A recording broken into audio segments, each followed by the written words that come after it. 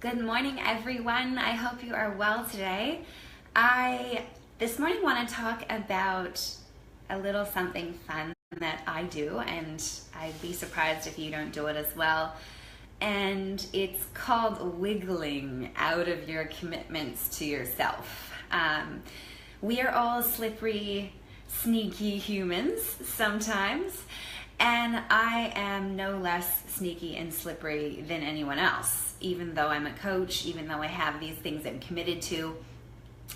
And people really get set. They're like, oh, I have this goal, but I don't have the willpower to achieve it. And when you rely on willpower and then you consistently let yourself down, you actually create like a sense of mistrust with yourself. It's like, okay, well, I've tried to achieve this thing. I've tried to create this goal. And for me, this is like very consistent fitness. This is an example for you. I've tried to have very consistent fitness at a high level of fitness for the last couple of years.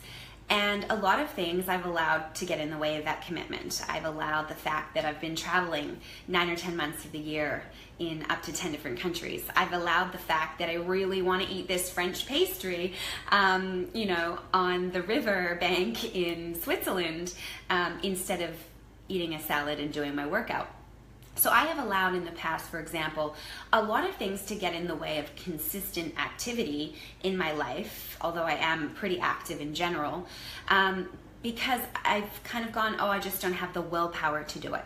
And I've proven to myself over and over again by actually sort of flaking out or wiggling and being a squirmy worm, I've proven to myself that I don't have the willpower to do it. And you can see how incredibly disempowering it is and how we really set ourselves up for failure when we rely on our willpower to do something. It gives us a very easy way to wiggle out of our commitments. And most of the time, it has actually nothing to do, like literally nothing to do with willpower achieving a goal. It has completely to do with structures and the structures that you put in place. So let me give you an example. When I first moved to Australia, I made fitness a really big priority for me because I had been really unwell. About 7 or 8 years ago, I was diagnosed with rheumatoid arthritis, and I was very, very sick. And so when I left my Canadian life behind and moved to Australia, I made getting fit a priority. And I knew I hadn't had success doing it on my own, and so I paid to be part of a very expensive program. And what I realized is because I was paying for it, I actually did it. It was like there was more than willpower. There was a consequence structure in place. Like, I've paid for this already. If I don't go, then not only am I letting down the team of women that are in this group with me, but I'm also wasting a whole bunch of money that I've spent. And that's an example. Like, people carry through on their willpower more oftentimes when they have a consequence, or when they have a reward, or when they have some kind of other support structure. So whether it's a reward or a consequence, that's something that falls under the umbrella of what I would call a support structure. And there are lots and lots of different support structures. But I would argue that if you have been unsuccessful to date, achieving any of your goals, whether it's your fitness, whether it's your personal life, your business, your relationships, I would argue it's not because you don't have the willpower, and it's not because you can't do it. It's because you may not have the support structures that are strong enough to combat the resistance that you have to doing that thing. Let me give you an example. I have a massive resistance to waking up. I've never liked mornings. I just don't, period. I have a massive resistance to waking up early and getting up and getting moving. That's the hardest part of the day for me. Once I do that, once I'm out of bed, once I'm exercising, once I have had my coconut milk London fog, I am good to go for the day. And so I have had to put a lot of support structures in place for myself to be able to get out of bed in the morning, move on with my day, get on with my workout. And some of those support structures look like, for example, I have a team that I'm part of, a WhatsApp group called Team Tight Booty. I kid you not, it's called Team Tight Booty. And what we do is we actually text each other photos of, what food we've eaten, what a screenshot of our workout, us sweating it out at the gym, whatever it is. And if we don't hear from people in the group, we give them a nudge and we're like, hey, that thing you're committed to, what are you doing about it today? That's one example of a support structure. And you have to have somebody who is enrolled in being a support system for you, but also in getting something for themselves out of that in order to really have that accountability structure work.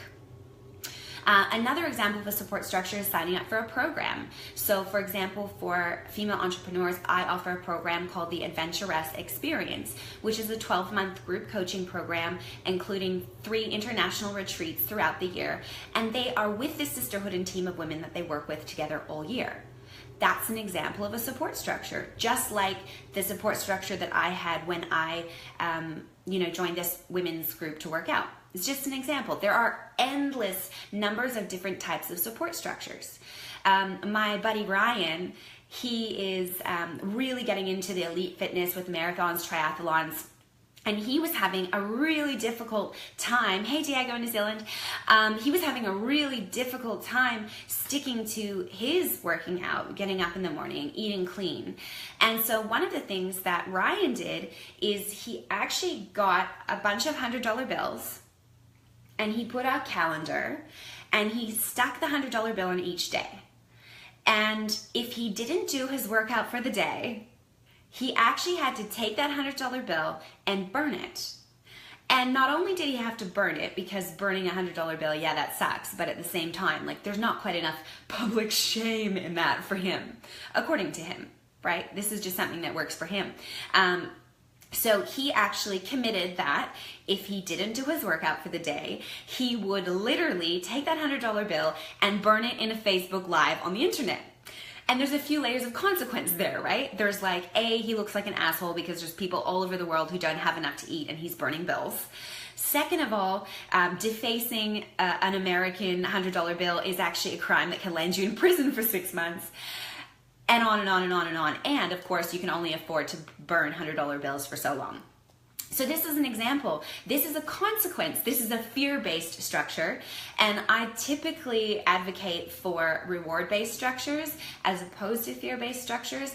But sometimes you need something that is really, really powerful for you in order to actually move forward with that action that you've taken. And, you can get really silly with this. There was the joke being tossed around, like, if you're in university and you don't do your assignments, you have to go to the bar and find somebody who's way subpar, who's got no teeth, and let them take you to dinner, sort of thing. I mean, there's a million silly things that you can do with the consequence.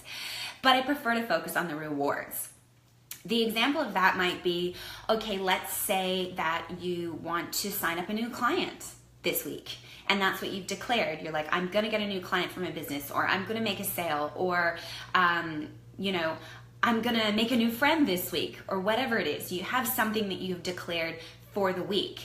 And it's like, okay, well, when I achieve this, because I've declared it, so I will achieve it, what's my reward going to be for doing that? It might be going for a pedicure. It might be, buying yourself something that you've wanted for a long time, but maybe you just haven't got around to it. It might be, planning an afternoon with your friends and just going for a great hike and having that be your reward. And then, seeing as you've declared something, you actually don't stop taking action until you get to your goal, and then you have your reward. So those are a couple of examples. Other examples of support structures, there are internally driven support structures. In other words, opportunities to pit you against you. So it's like the you that actually wants something and is clear on what that is, pitting that against the slippery, wormy, slimy survival mechanism you. In other words, the you that comes up against that willpower, right? There's the I don't wanna. Pitting the I don't wanna against the what I want. And there are lots of different ways to do that. One of them I talked about yesterday is writing out your vision. Like, what does it look like when you achieve this thing that you want, when you're in this state of being that you want? What does that look like?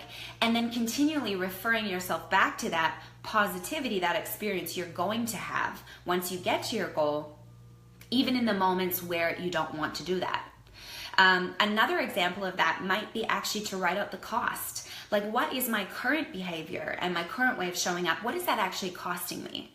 And to write that down. So for me, an example of that for this morning, and actually this is how I got my booty out of bed and down to the gym this morning, is to check in and say, like, what is the cost of me not taking action in this moment? And what I came up with is the cost for today of not being in action with my well-being is, first of all, letting myself down in the commitment that I've made, and also checking in with how it is that I actually feel when I don't get up and exercise. I tend to feel a little bit mopey, I feel low energy.